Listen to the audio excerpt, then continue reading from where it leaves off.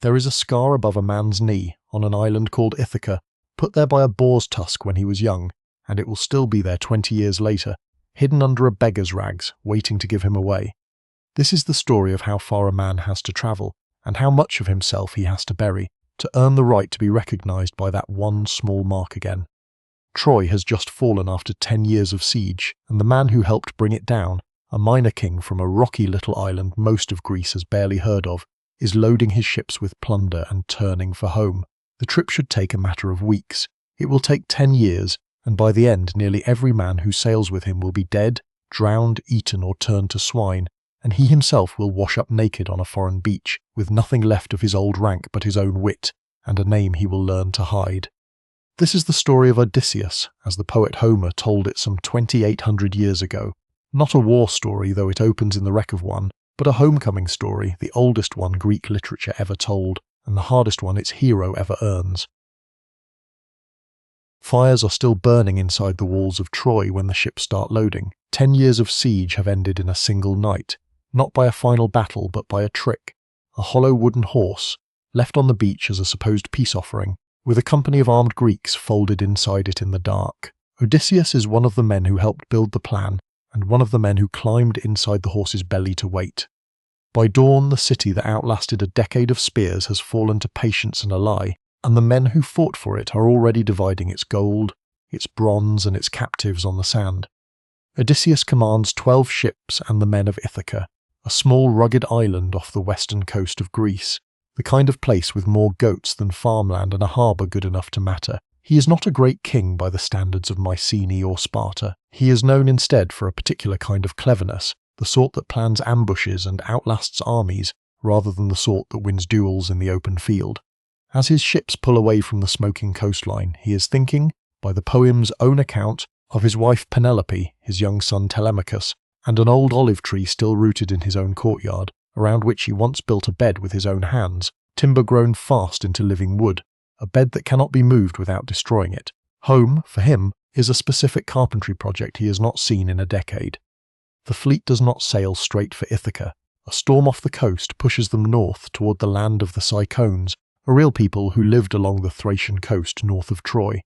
Odysseus makes a decision here that the poem does not excuse. He lands his men and sacks the town of Ismarus, taking its wine, its livestock and its women, as if the war had simply continued past its official end. It is not framed as an aberration. Raiding a coastal town for supplies was, in the world the poem describes, an ordinary extension of a soldier's business, and Odysseus and his men do it without hesitation. The mistake is not the raid itself, but what happens after it. The men want to leave with their plunder immediately, the way any smart raiding party would. Odysseus wants to stay and drink the wine, slaughter more sheep, and enjoy one more night on land before the long crossing home. He overrules his own better instincts, and the Cyclones have time to call on their neighbours further inland. By the time the Greek ships finally push off, a much larger force has gathered on the shore, and in the fighting that follows, 6 men from each ship are killed, cut down at the water's edge while their comrades scramble to launch. It is a small disaster compared to what is coming, but it sets the pattern the whole voyage will follow. Every serious setback in the story that follows begins the same way, not with an external monster or a hostile god acting alone, but with a moment when someone in the fleet, often Odysseus himself, chooses appetite or curiosity over the plain, boring discipline of getting home. The raid at Ismarus cost them dozens of men and any goodwill they had left with the coastal peoples of the region. It also costs them time, and time on this voyage keeps turning out to be the one resource they can least afford to spend. A storm sent by the god Zeus, ruler of the Greek pantheon, catches the fleet as it finally turns south, and for 9 days it drives the ships helplessly across open water, far off any course a sailor of that world could have planned to correct. When it finally breaks, the surviving ships are nowhere near home. They are somewhere off the coast of a stretch of land the poem calls the country of the Lotus Eaters, and Odysseus, still trying to salvage a voyage that has already cost him men he cannot replace, sends a scouting party ashore to see what kind of place has claimed them next. 3 scouts walk inland from the beach, and do not come back on their own feet. When Odysseus goes after them, he finds them among the Lotus Eaters, a local people who offer any visitor a taste of the lotus plant, a food that leaves the eater peaceful, forgetful, and utterly without any wish to go home. His scouts have to be dragged back to the ships weeping, and Odysseus has the rest of the crew bind them under the rowing benches until the effect wears off. It is the voyage's first honest look at the shape of the real danger ahead. Not always violence, but the temptation to simply stop trying to get home at all. The next landfall is worse. The fleet reaches an island where a local shepherd race, the Cyclops, live as isolated giants, each one alone with his flocks, with no laws, no assemblies, and, as the poem is careful to note, no ships of their own and so no contact with the wider world.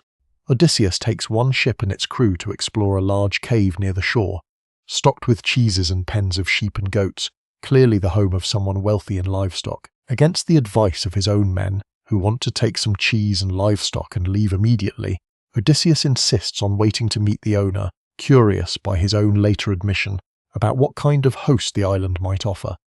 The owner is Polyphemus, a Cyclops, meaning a giant with a single eye set in the middle of his forehead, son of the sea god Poseidon. He returns at dusk, seals the cave's entrance behind him with a boulder so massive that no group of ordinary men could move it, and, once he learns there are strangers inside, seizes 2 of Odysseus' men, kills them, and eats them raw for his dinner. He does the same the next morning, and again the next evening, 4 men gone across 2 days, while the rest of the crew is trapped inside a sealed cave with a creature far stronger than all of them combined. Odysseus does not fight his way out. He hardens a length of olive wood into a sharpened stake in the fire and, when Polyphemus is drunk on wine Odysseus has given him as a gift, drives the point into the giant's single eye, while several of his strongest remaining men hold the stake steady. Before this, when Polyphemus had asked his name, Odysseus told him it was Autis, a Greek word that means nobody, so when the blinded giant screams for help and the other Cyclopes on the island call out to ask who has hurt him, Polyphemus answers honestly that nobody has hurt him, and his neighbours, hearing that, decide there is nothing to investigate and go back to sleep. The escape itself depends on the flock. Odysseus ties his surviving men, 3 to a sheep, to the undersides of Polyphemus' own animals and rides out beneath the belly of the largest ram himself, clinging to its wool as the blinded giant, feeling along the backs of the sheep as they pass but never checking underneath them, lets the whole flock through the cave's entrance at dawn. It is the kind of solution the poem is built to reward. Not strength against strength, but a plan that turns an enemy's own habits against him. The mistake comes after they are already safely away. Rowing clear of the island, Odysseus cannot resist shouting back to the shore to taunt Polyphemus, and, pressed by his own pride, finally tells the blinded giant his real name. It is a piece of information Polyphemus did not need and Odysseus did not have to give, and it turns a nameless victory into a personal grievance. Polyphemus prays to his father Poseidon, god of the sea, asking that Odysseus never reach home at all, or if he must, that he arrive alone having lost every ship and every man. Poseidon, ruler of the very water the fleet has to cross to get anywhere, hears him. The next island belongs to Aeolus, keeper of the winds, a figure the poem treats as something between a minor god and a fortunate mortal, ruling a floating island with his large family and hosting Odysseus and his men for a full month with real hospitality, feasting them and asking about the fall of Troy. When Odysseus finally still leave, Aeolus gives him a gift meant to make the rest of the journey simple, an ox-hide bag, tied shut with a silver cord, containing every wind that could blow the ships off course. Aeolus sends a single steady western wind to carry the fleet directly toward Ithaca, and leaves the dangerous winds sealed inside the bag for Odysseus to control. For 9 days it works exactly as promised. The ships make faster, steadier progress than at any other point in the whole voyage, and on the 10th day the coastline of Ithaca itself comes into view, close enough that Odysseus can see the signal fires burning on the hills of his own island. Exhausted from 9 days of personally steering the ship without rest, certain the hardest part is finally behind him, he allows himself to fall asleep. His crew has spent the whole voyage watching him guard that bag jealously, refusing to explain what is inside it, and in his sleep their suspicion gets the better of them.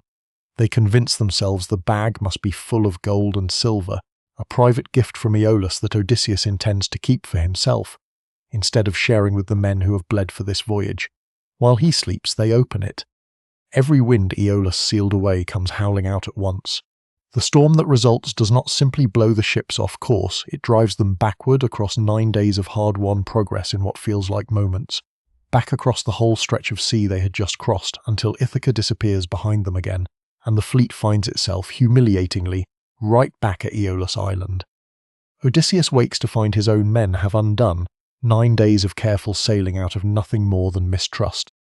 Aeolus' welcome this time is nothing like the first. When he learns what has happened, he refuses to help again, telling Odysseus plainly that a man the gods have clearly turned against is not someone he wants to shelter, and sends him away without wind, without supplies beyond what he already has, and without sympathy. It is one of the story's coldest moments, a reminder that hospitality in this world runs on reciprocity and reputation, and a man marked as unlucky by the gods becomes unwelcome fast, whatever he has already survived. The fleet is now rowing, not sailing, entirely dependent on human effort with no wind at their backs, and morale among the crew has clearly broken. 6 days and nights of exhausting rowing bring them to the country of the Laestrygonians, a race of giants living around a harbour so narrow and enclosed that it looks, from the water, like the safest anchorage they have found on the whole voyage. Odysseus, wary after Polyphemus, keeps his own ship anchored just outside the harbour's mouth and sends the rest of the fleet in first to explore. It is caution that will save exactly 1 ship out of 12. The Laestrygonians turn out to be cannibal giants who attack the moment they realise what has anchored in their harbour, hurling boulders down from the surrounding cliffs that are large enough to shatter a wooden ship's hull outright, then wading into the water to spear the drowning crews and haul them ashore to eat like fish caught in a net. 11 ships, trapped inside the narrow harbour with no room to manoeuvre, are destroyed in minutes along with every man aboard them. Only Odysseus' own ship, anchored outside and able to cut its line and row for open water immediately, escapes. Of the fleet that left Troy, 1 ship now remains. 1 battered ship, and the men who survived the harbour at the Laestrygonians reach the island of Aeaca, home of the sorceress Circe, daughter of the sun god Helios. Odysseus, badly shaken by how much of his fleet is already gone, splits his remaining crew into 2 groups by lot rather than risk everyone at once, and sends 1 group, led by a trusted officer named Eurylochus, inland to scout the smoke rising from what looks like an inhabited hall in a forest clearing. They find a beautiful stone house surrounded, strangely, by wolves and lions who behave nothing like wild animals, approaching the men with the calm curiosity of overgrown house pets. Inside, Circe welcomes the scouting party, feeds them a meal laced with a drug, and then touches each man with her wand, turning every one of them except Eurylochus, who stayed outside out of suspicion, into a pig, penning them with the rest of her enchanted livestock while their minds remain, horribly, entirely human inside their new animal bodies. Eurylochus runs back to the ship in a panic and tells Odysseus what happened, begging him not to go anywhere near the house. Odysseus goes anyway, because the alternative is simply abandoning half his crew to live out their lives as pigs, and on the path there he meets the messenger god Hermes, who warns him what Circe is and gives him a plant called moly, a protective herb with a black root and a white flower, strong enough to block her magic from working on him. The herb does exactly that. Circe feeds Odysseus the same drugged meal and touches him with the same wand, and when nothing happens, she recognizes at once that she is dealing with someone the gods have specifically protected, and asks his name. Learning he is Odysseus, whom she says she has been told to expect, she abandons the fight entirely, restores his men to human form, on the spot healthier and younger looking than before, and invites the whole crew to stay as honoured guests rather than prisoners. They stay for a full year. It is worth pausing on how long that is against the 10 days that already passed near Ithaca with the Bag of Winds, a year of feasting, comfort, and a settled relationship between Odysseus and Circe, while the crew, according to the poem, eventually have to be the ones to remind their captain that home still exists and is still waiting. It is Eurylochus again who finally says out loud what the rest of the men are thinking. That comfort on this island is starting to look exactly like the trap the Lotus Eaters offered, only slower and more pleasant. When Odysseus finally asks Circe for permission and guidance to leave, she does not simply point him toward Ithaca. She tells him that before he can go home, he must first sail to the edge of the world and enter the underworld itself, the realm of the dead, to consult the spirit of the dead prophet Tiresias,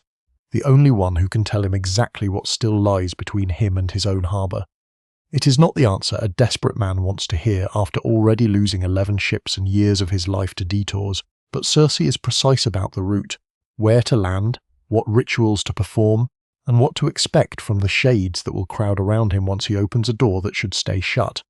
Her parting gift is practical rather than magical, favourable winds for the crossing, and clear directions to a shore at the far western edge of the known world, where the sun does not properly rise,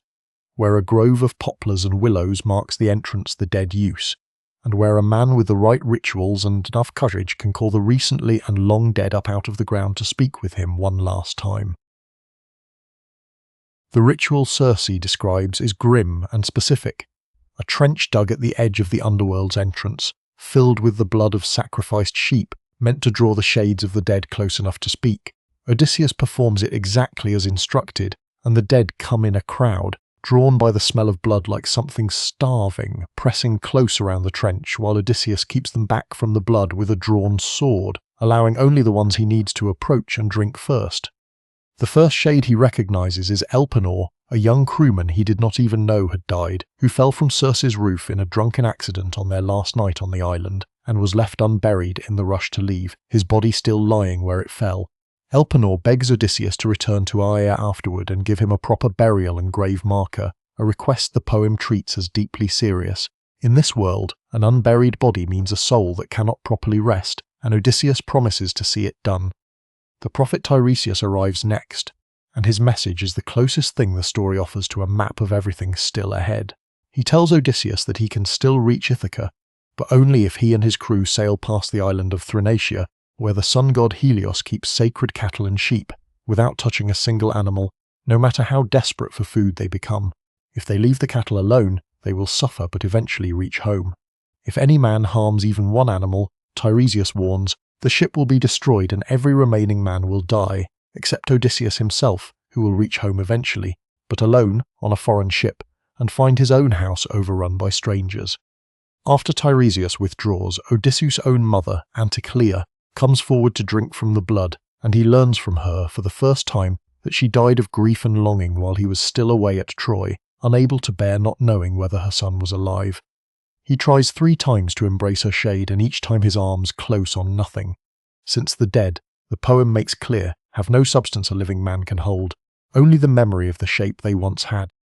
Other shades follow, and the poem uses them to widen the story past Odysseus' own troubles for a moment. He speaks with Agamemnon, the commander of the whole Greek expedition at Troy, who tells him how he was murdered in his own home by his wife's lover the very night he returned from the war, cut down at a homecoming feast that should have been safe, a warning about exactly the kind of danger waiting for any returning soldier whose household has drifted while he was gone. He speaks with Achilles, the war's greatest fighter, who tells him bluntly that he would rather be a living farmhand working for a poor master than king, over every soul now in the underworld, a line that undercuts, deliberately, any easy glory the poem might otherwise have assigned to dying famously in battle. By the time Odysseus finally retreats from the crowding shades and rows back out to open water, he carries something heavier than any storm has cost him yet,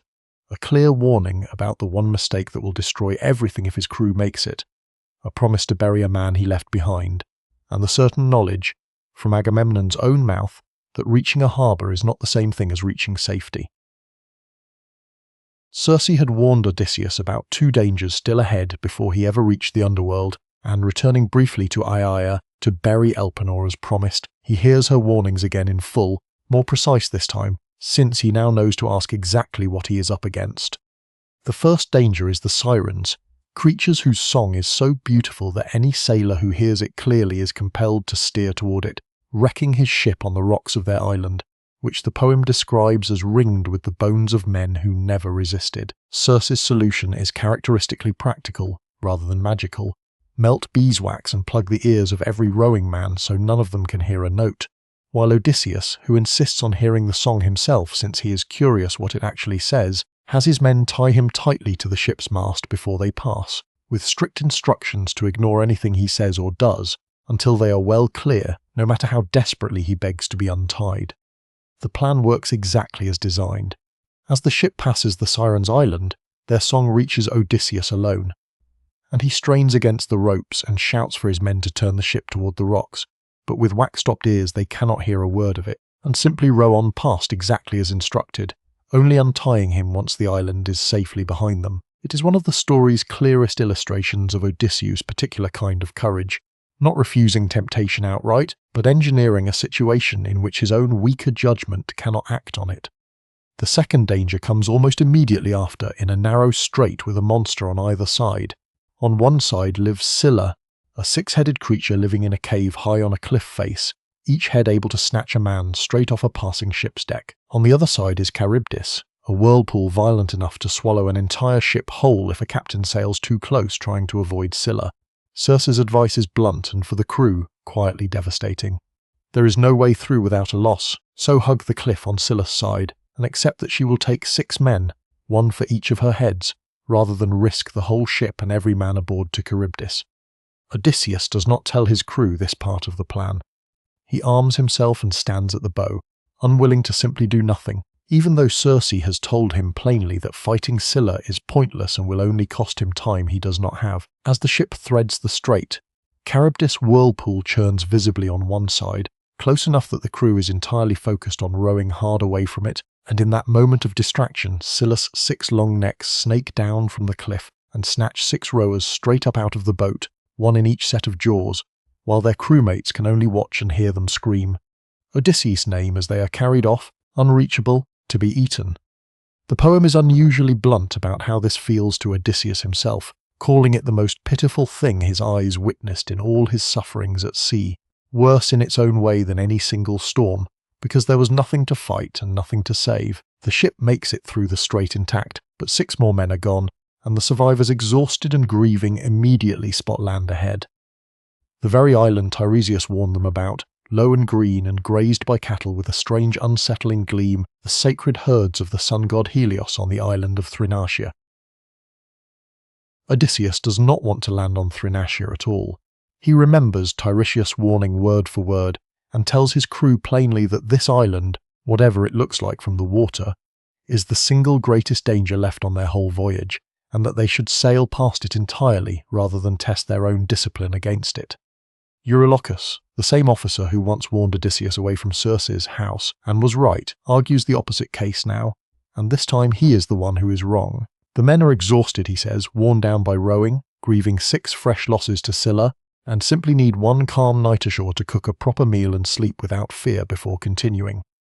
Outvoted by his own crew's exhaustion, Odysseus agrees to land, but only after making every man swear a solemn oath not to touch a single one of the island's cattle or sheep, settling instead for whatever food supplies they still have stored aboard the ship. The oath holds for exactly as long as the weather cooperates, which turns out to be 1 night. A storm rises the next morning and does not stop, pinning the ship in its cove for a full month while the wind blows from precisely the wrong direction to let them leave. Their stored food runs out within days, and the crew is reduced to fishing and foraging on an island that offers little beyond the one obvious forbidden food source grazing openly on every hillside. Odysseus, desperate for another solution, walks inland alone to pray for guidance and falls asleep during the prayer, worn out himself, at the exact moment his oath most needed someone awake to enforce it. While he sleeps, Eurylochus makes his case one final time to the starving crew. Better, he argues, to die quickly at sea for the sin of eating forbidden cattle than to slowly starve to death, obeying an oath about animals none of the gods will even notice are missing. The men slaughter several of the cattle, sacrifice the best portions to the gods as a kind of guilty compromise, and roast and eat the rest, feasting for 6 days on meat they know, even as they eat it, that they were specifically warned never to touch. Helios notices immediately. The sun god complains to Zeus that mortals have slaughtered his sacred herd and demands justice, threatening to withdraw his light from both gods and mortals entirely if the crime goes unpunished.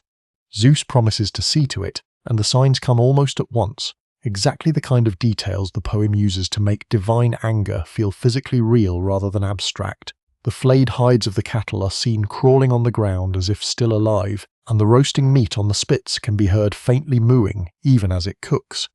When the weather finally clears and the crew sets sail again, Zeus sends a storm that snaps the ship's mast and swamps the hull almost immediately, and every man aboard except Odysseus is drowned within moments, exactly as Tiresias foretold back in the underworld. Odysseus himself survives only by lashing the broken mast and keel together into a makeshift raft with a length of rope from the ship's own rigging, and clings to it through the storm and the days after, alone on open water for the first time in 10 years of voyaging, with no crew, no ship, and for the moment, no direction at all beyond simply staying alive on the wreckage until land or death finds him first.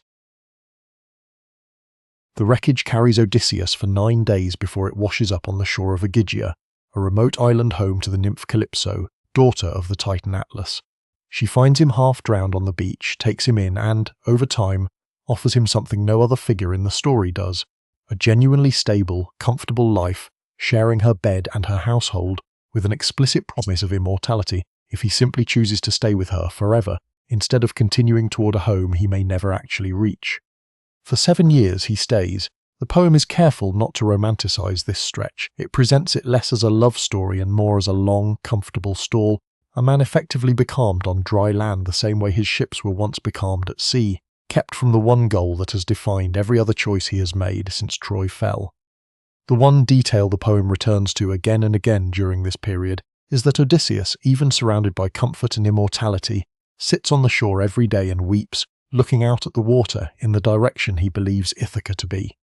What finally moves him is not his own initiative, but the intervention of the goddess Athena,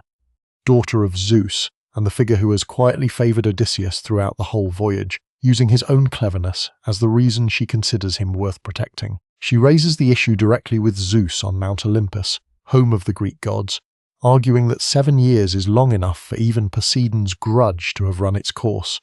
especially since Poseidon happens to be away from the assembled gods at the time, visiting a distant people called the Ethiopians, leaving an opening for the other gods to act without provoking him directly. Zeus agrees and sends the messenger god Hermes to Ogygia with a direct order. Calypso is to release Odysseus and help him build a raft to leave. Calypso's reaction when Hermes delivers the message is one of the poem's more human moments among its divine cast, a mixture of real bitternesses and resignation, pointing out that the gods are quick to punish a goddess for loving a mortal man, while never showing the same concern when a god takes a mortal lover of his own.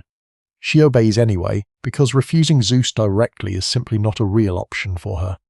She helps Odysseus build a proper raft, provisions it generously with food, water and wine, and even offers him a final choice before he leaves, telling him plainly that if he only knew how much hardship still lay ahead of him on the sea, he might choose to stay with her after all. Odysseus' answer is careful and diplomatic rather than dismissive. He acknowledges that Calypso is more beautiful than his own aging wife back home, but says that his heart still longs, every single day, to be back in his own house. It is one of the clearest statements the poem gives of what Odysseus actually wants, stripped of any monster or trick standing between him and the answer. He sails alone on the raft for 17 days with fair weather and Calypso's own directions to steer by the stars, and on the 18th day, with the mountains of the Phaeacian coastline finally visible ahead of him, Poseidon returns from his visit to the Ethiopians and spots the raft on the open water. The sea god, still furious over the blinding of his son Polyphemus years earlier, and having missed the narrow window the other gods used to help Odysseus escape Ogygia, raises one final storm of his own, determined that if he cannot stop Odysseus from ever reaching home, he can at least make sure the man arrives with absolutely nothing left. Poseidon's storm tears the raft apart within sight of land, and for the first time since the wreck at Thrinacia, Odysseus finds himself with no wood at all beneath him, swimming in open water with waves the poem describes as mountain high, entirely at the mercy of a god who has wanted him dead since the cave of the Cyclops. He is saved, in a detail that shows how the poem lets its gods work at cross purposes with each other, by a minor sea goddess named Ino, who takes pity on him mid-storm and gives him a magic veil that keeps him from drowning if he ties it beneath his chest and lets go of the wreckage entirely.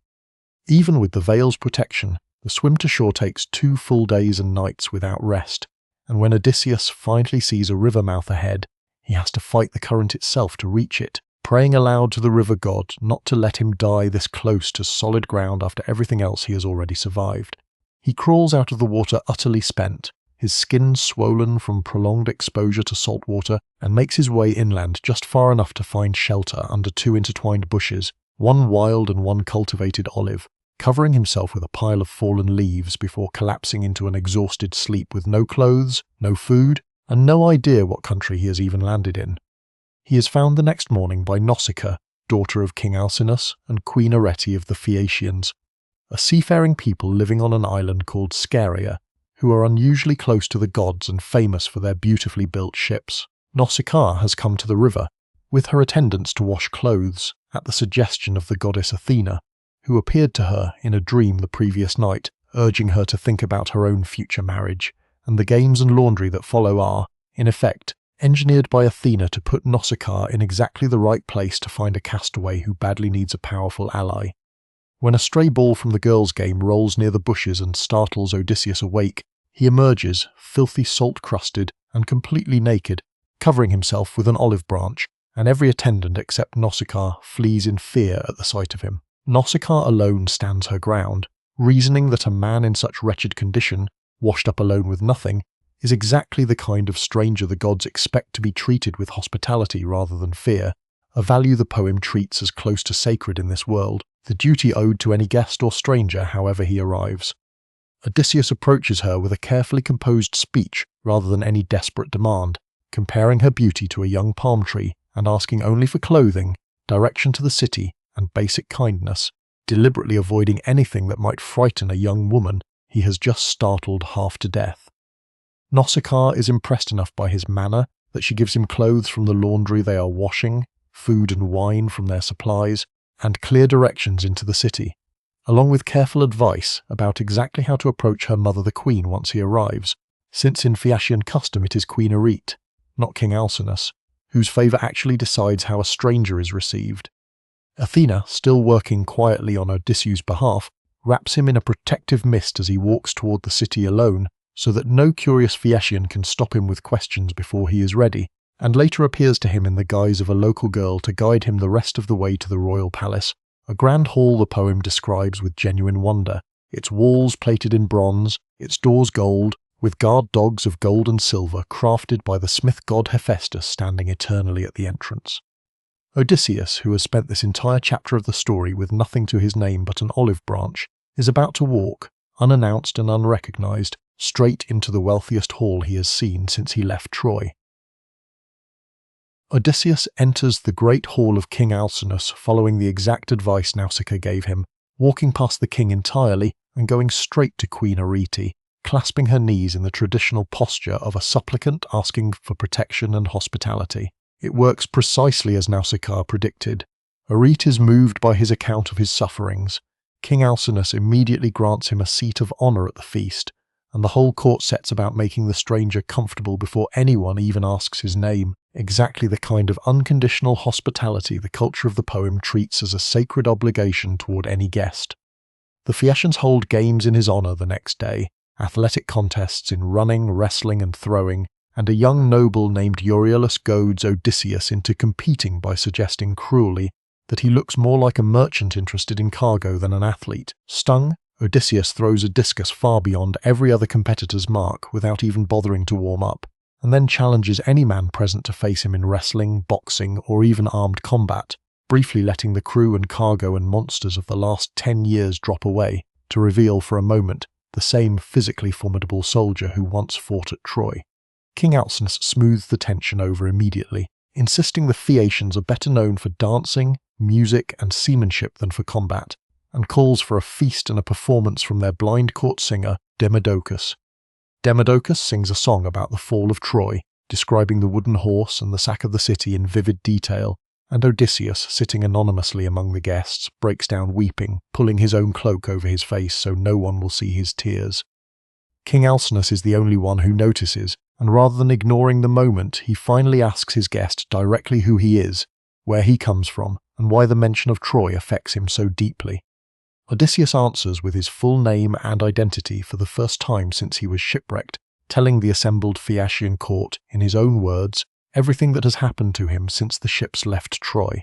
The raid on the Cyclones, the Lotus Eaters, the cave of Polyphemus, the Bag of Winds, the massacre at the Laestrygonians' harbour, the year with Circe, the underworld and Tiresias warning, the Sirens and the strait between Scylla and Charybdis, the slaughter of Helios cattle on Thrinacia, and the 7 years on Calypso's island before the final storm that brought him, alone and naked, to their beach. Nearly everything the audience of the poem has already witnessed. The court at Scheria now hears second-hand, from the one man who lived through all of it, and this long account is, structurally, the device the whole poem uses to let its hero narrate his own legend, rather than have it narrated about him. The Phaeacian court is stunned by the story and by the realization of exactly whose company they have been keeping. King Alcinous promises Odysseus safe passage home at last, not merely a ride but an escort, one of the fashion's own famously fast magically self-guided ships, loaded with more treasure than Odysseus even brought back from Troy, gifts from every noble at court, eager to be remembered kindly by a man whose story will clearly be told for generations. Before he leaves, Odysseus and Demodocus share one more exchange. Odysseus asks the singer for a song about the wooden horse and its builder, wanting, it seems, to hear his own greatest trick told back to him by someone who never knew him, one last confirmation that the war he survived has already become the kind of story sung in halls he has never visited. The Phaeacians load his ship themselves while he sleeps below deck, exhausted after a decade of effort, and by the time he wakes, the island that once briefly felt like it might become another Ogygia is already behind him, and the shore ahead for the first time in 10 years is genuinely his own. The Phaeacian ship sets Odysseus ashore on Ithaca while he is still asleep, leaving him and his treasure hidden in a cove near a landmark called the Cave of the Nymphs, and slips away before he wakes, exactly as promised, so quietly that when he does wake, he does not even recognize his own home island at first, since Athena has wrapped the whole coastline in a concealing mist to keep him from being spotted and identified too soon by anyone with an interest in his death. Athena herself appears to him almost immediately, this time in the shape of a young shepherd, and only reveals her true identity once she has let Odysseus, ever cautious, test the stranger with a false story about his own origins before trusting her. Once she drops the disguise, she confirms plainly that this is indeed Ithaca, and tells him something he badly needed to know before walking anywhere near his own house. His palace has been overrun for 3 years by more than 100 suitors, local nobles and princes courting his wife Penelope on the assumption that Odysseus is dead, eating through his stored wealth in an endless string of feasts at his own household's expense, while pressuring Penelope to finally choose one of them as her new husband. Athena's plan is not for Odysseus to charge into his own hall and announce himself. It is disguise and reconnaissance first. She transforms him on the spot into the appearance of an elderly, filthy beggar, withering his skin, thinning his hair, and dressing him in rags, and directs him first not to the palace but to the hut of his own swineherd, a loyal servant named Eumaeus, who has kept faith with his absent master for a decade, despite having every practical reason by now to have given up on him. Eumaeus takes the disguised beggar in without a second thought, exactly the kind of instinctive hospitality towards strangers the poem has praised throughout, and, without any idea he is speaking to his own master, spends a long evening telling him honestly how much he misses Odysseus, how corrupt and greedy the suitors occupying the palace have become, and how loyal he personally remains, refusing to believe his old master is truly dead even after 10 years without word. It is a quietly devastating scene to sit through as a listener, since the audience knows exactly who the beggar is and Eumaeus does not, and Odysseus, hearing his own household's loyal servant grieve for him in real time, has to keep his composure and his disguise, rather than reveal himself even to a man he clearly trusts completely. Meanwhile, in a thread the poem has been developing in parallel, since well before Odysseus even left Calypso's island, his son Telemachus, now a young man rather than the infant Odysseus left behind, has been travelling on his own, visiting old comrades of his father's from the Trojan War, King Menelaus and Queen Helen at Sparta, and old Nestor at Pylos, searching for any news of whether his father might still be alive. Athena has been guiding this journey as carefully as she has guided Odysseus' own, and now arranges for Telemachus to return to Ithaca by ship at the exact same time his father is settling in, unrecognised, at Eumaeus' hut, avoiding an ambush the suitors have set for him along the usual sailing route home. When Telemachus arrives at the swineherd's hut himself, sent there deliberately by Athena rather than straight to the palace, Odysseus watches his own grown son walk through the door for the first time in 10 years, still disguised as a beggar, still unrecognised, forced to wait for the right moment and the right privacy, before he can finally let the disguise fall and become, again, someone's father rather than a stranger asking for scraps at another man's table.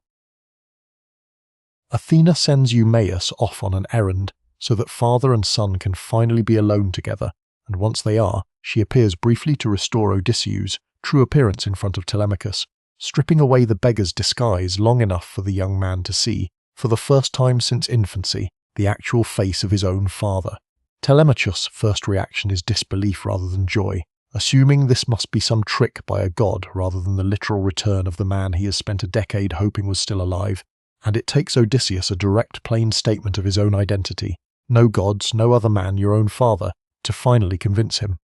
Once Telemachus accepts it, the two of them sit down to plan, and what they are planning against is made clear in stark numeric terms. The suitors occupying the palace number more than 100 men, all of them young, armed and confident, against which Odysseus intends to bring exactly 2 men, himself and his son, plus whatever loyal servants can be trusted once the moment comes. It is on paper a suicidal plan, and the poem does not pretend otherwise, relying instead on surprise, careful preparation, and Athena's continued direct involvement to make the numbers survivable at all. Inside the palace, the situation Telemachus has already described to his father in outline becomes concrete. Penelope, for 3 years, has held off the suitors using a specific delaying tactic that has become, by this point in the story, something close to legendary in its own right. She announced she was weaving a burial shroud for Odysseus' elderly father Laertes, in case he died while she was still deciding on a new husband, and told the suitors she could not remarry until the shroud was finished. Each day she wove visibly at her loom in front of them, and each night, once they were asleep, she quietly unravelled everything she had woven that day, keeping the shroud permanently, deliberately unfinished for years.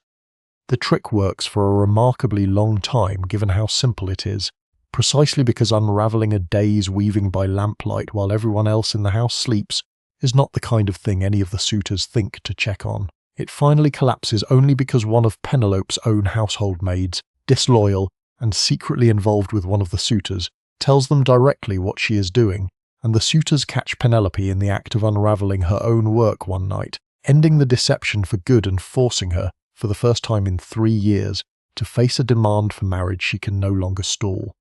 The atmosphere in the palace by the time Odysseus is preparing to return to it in disguise is one of open contempt from the suitors and quiet desperation from everyone still loyal to the absent king.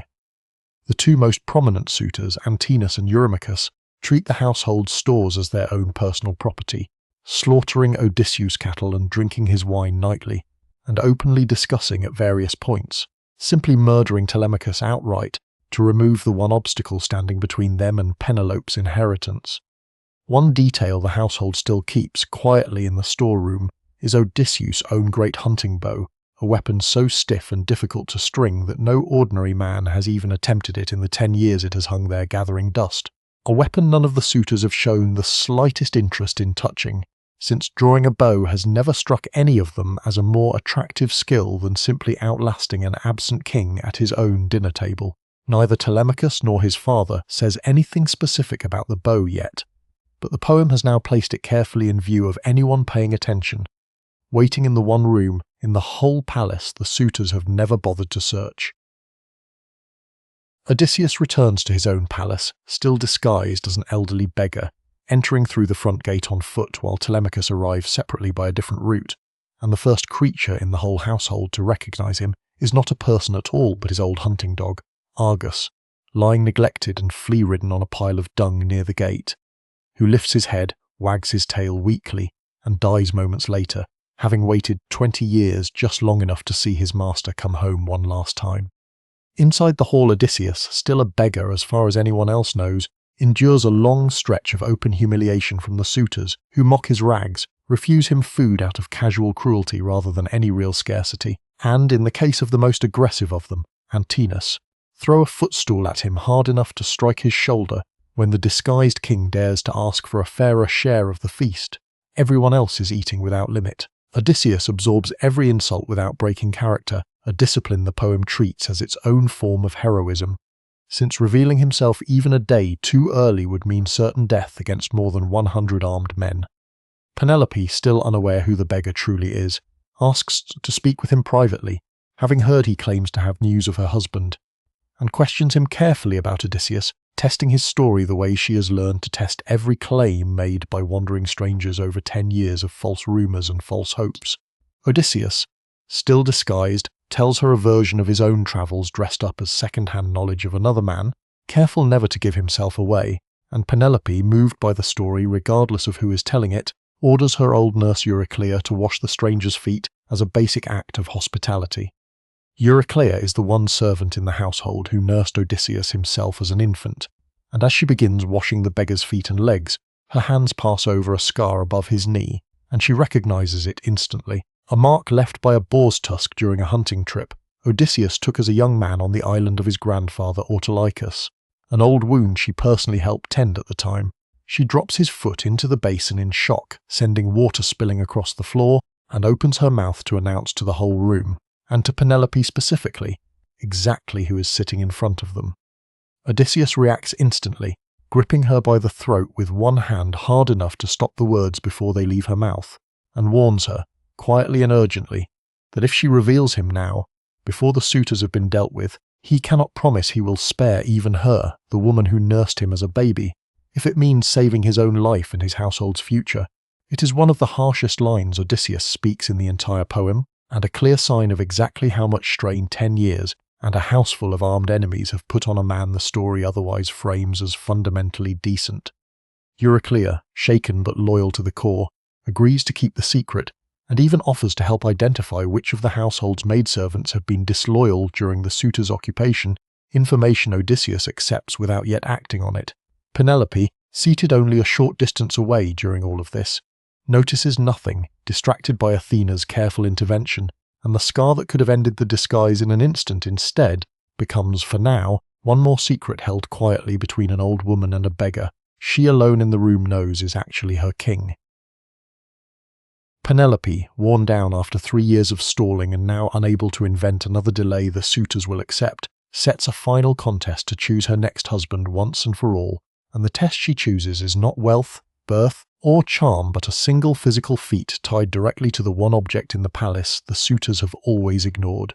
Odysseus' own great bow, brought out of the storeroom where it has hung untouched and unstrung for a decade, along with a row of 12 axes set up with their handle holes aligned in a straight line. Whoever can string the bow and shoot a single arrow cleanly through all 12 openings, she announces, will become her husband. It is worth noting what Penelope does and does not know at this point. Since the poem leaves her motivations genuinely ambiguous, she has no confirmed knowledge that the beggar in her hall is actually her husband, and the contest reads on its own terms.